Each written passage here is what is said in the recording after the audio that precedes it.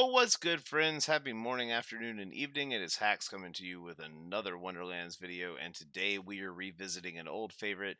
I'm super, super stoked to bring this to you guys. We're going to play around with some crit swap today. We're going to mess around with some crit damage bonuses. We're going to mess around with some overall gun damage bonuses. We're going to touch on some elemental bonuses and just really have a good fucking time.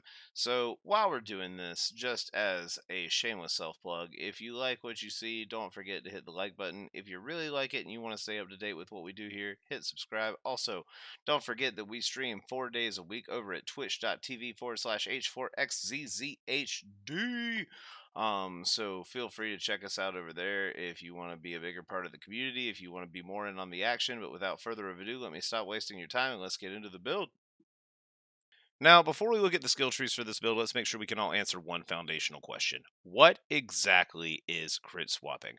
Now, crit swapping's been around since Borderlands 2. I'm sure fans of the series, people who have been in the game for a while, have no need for an explanation of this. But for new players, crit swapping basically allows you to do some pretty awesome shit.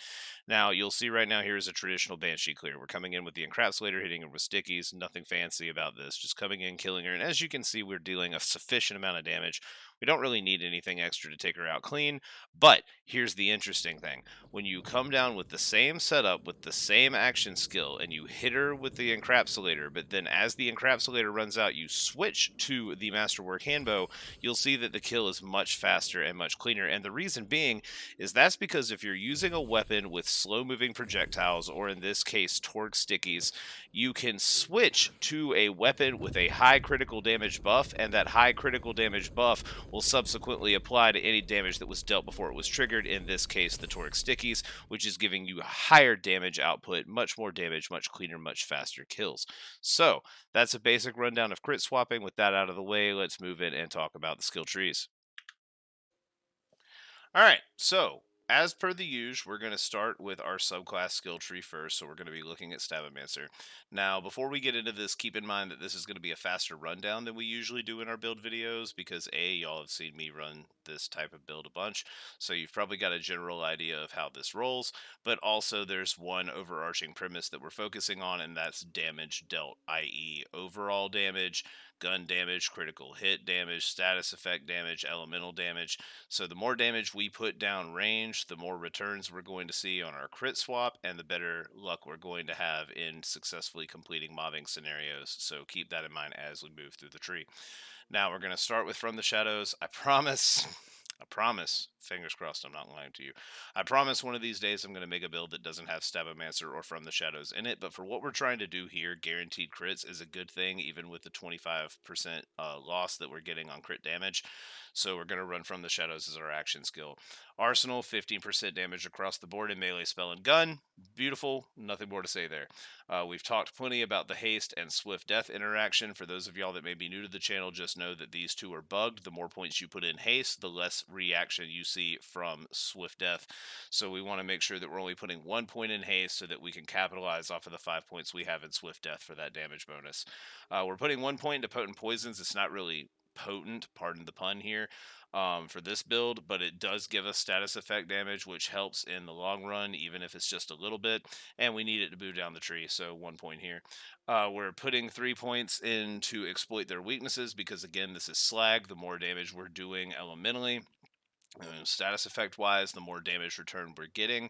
So if we do happen to freeze an enemy, which since we're running Berserker is quite common, we are going to get that bonus damage, which is going to factor into the damage we get from crit swap. So we're putting 3 here. 5 in Swift Death we've already talked about. We're going to come down. We're going to put 5 in Sneak Attack. We're going to get a 15% overall critical hit damage bonus. Again, more crit damage, more damage return we see on the crit swap. We're putting a point into Elusive here. We are up close and personal a lot with this, so that damage reduction and that evade is kind of crucial for this build. And we're also, of course, getting the ability to enhance our mobility, which works with Swift, Death, and Haste. So we're going to put 1 point here. We're putting 5 into 1,000 cuts so we can get that stacking damage. Again, keep in mind when you think about this build, damage, damage, damage. The more damage out, the more damage you're going to see back with your crit swap. And that about covers the Stabbomancer tree. Moving over into Berserker, we're going to put 5 into Ancestral Frost, 20% frost damage off the cuff. Great way to start us off. Icebreaker, we're going to get more damage against enemies who are slowed. We are going to see quite frequently that we will see slowed and status effect enemies. So this is, again, another 30% buff that's going to factor into our crit swap returns. Now, the old ways I want to emphasize. We've got a calm that gives us +5 here, and we're putting 5 points in. If you're up close and personal, and this works again with things like Cursed Wit, so we're going to be up close and personal. Our ward's going to be breaking a bunch. We're going to be getting that 100% damage bonus constantly from Cursed Wit. So having this is a great way to boost that damage output and again see better returns with your crit swap. We're going to put 3 points into Cold Snap so that we get movement speed to interact with Swift Death and with Haste.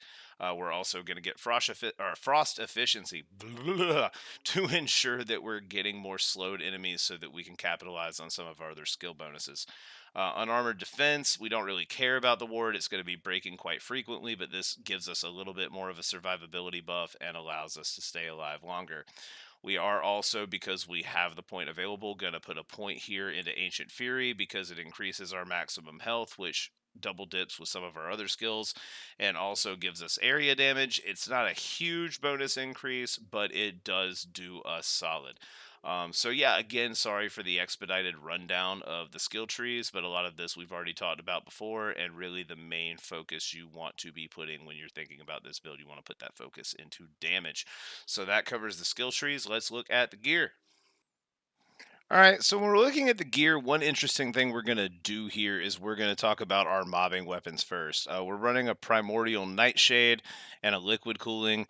The reason being is that we have buffs to pistols and SMGs in this build.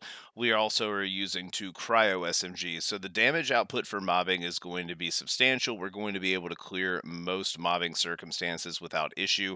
If you see on screen right now, there's an example of a normal Chaos Chamber run at Chaos 35 level 40 on intense difficulty, as well as an elite run, both of which are featuring the liquid cooling and the nightshade respectively.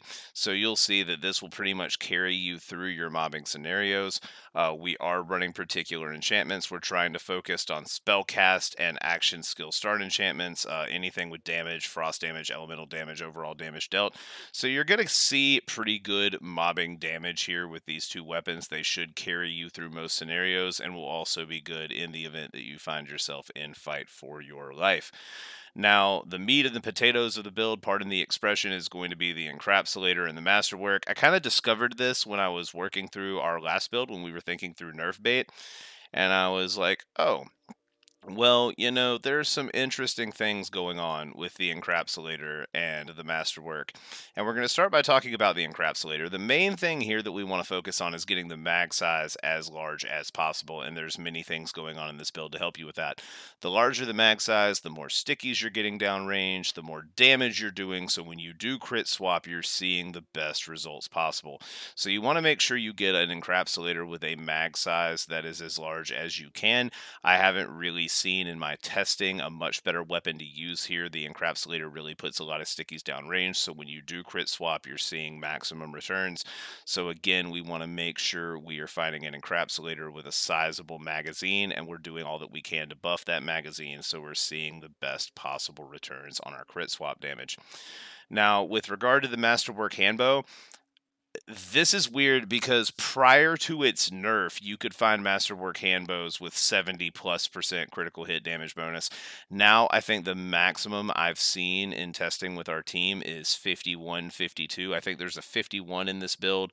As far as the save file goes, the one that we're currently using here is a 43% because at the time of recording, we didn't have clips with the larger crit damage bonus.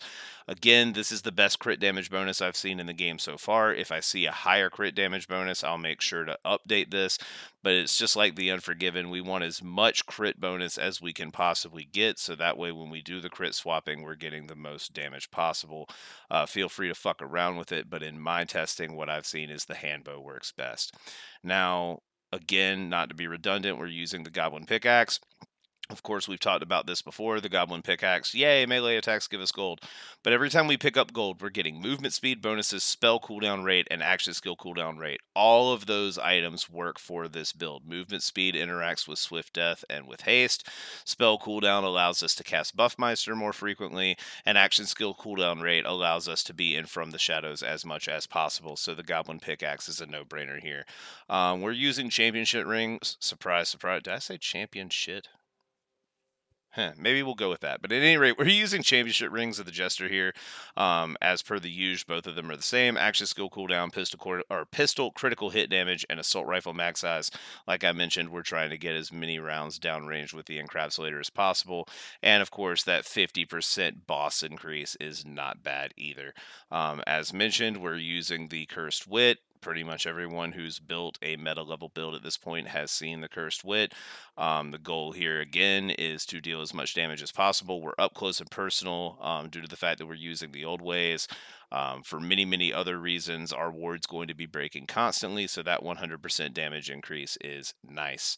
All right, now we're using an amalgam here because pretty much if you don't need a specific piece of armor, amalgams are the way to go.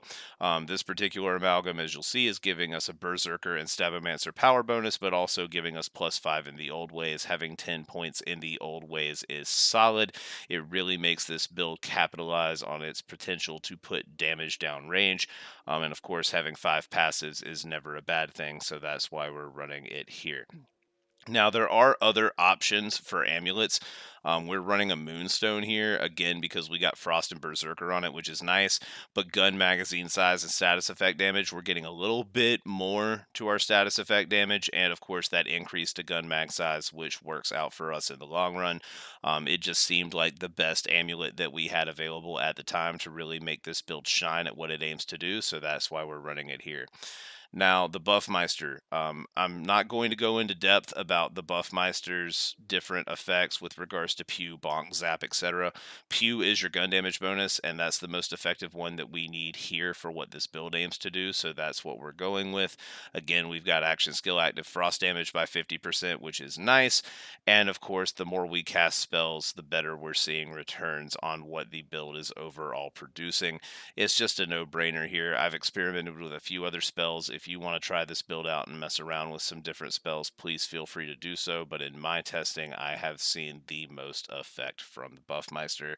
And of course, if you do want to experiment with the build, there are 33 variable items here that you can play around with. Feel free to add your own. Totally no problem, but you do have some room for experimentation if that's something that you want to do.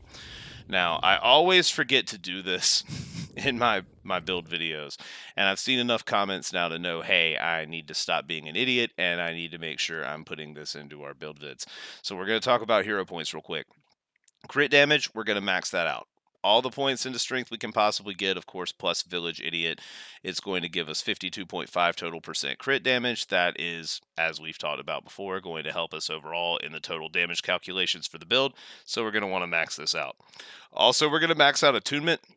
Most of the time when I build builds that run from the shadows, we want to stay in from the shadows as much as possible. So that action skill cooldown is helpful. We also have some points added into intelligence so that we get a bonus to our spell cooldown and also mitigate some of the loss experienced from our selected archetype. So for those of y'all that have been asking in the comments before for other builds, what are your hero points? Here you go. Here they all are. Again, this is entirely subjective, much like everything is with Borderlands builds. So if you want to fuck around with it and come up with your own intercourse, we're just fucking guys. It's been a long day. It's the end of the semester. I apologize for this, but if you want to come up with your own interactions, you want to see what works best for you, feel free to mess around with it. But these are my personal recommendations. Alright, so I guess that about does it for this video. Again, guys, if you like what you see, a like on the video would be much appreciated. If you want to stay up to date with our Wonderlands content drops, or if you're just a fan of whatever the fuck it is we're doing here, please do not hesitate to hit subscribe. Remember, we stream 4 days a week over at twitch.tv/H4XZZHD. Until the next time I see y'all, keep spreading positivity, keep being fucking awesome, and I will see you on the next one. Laters.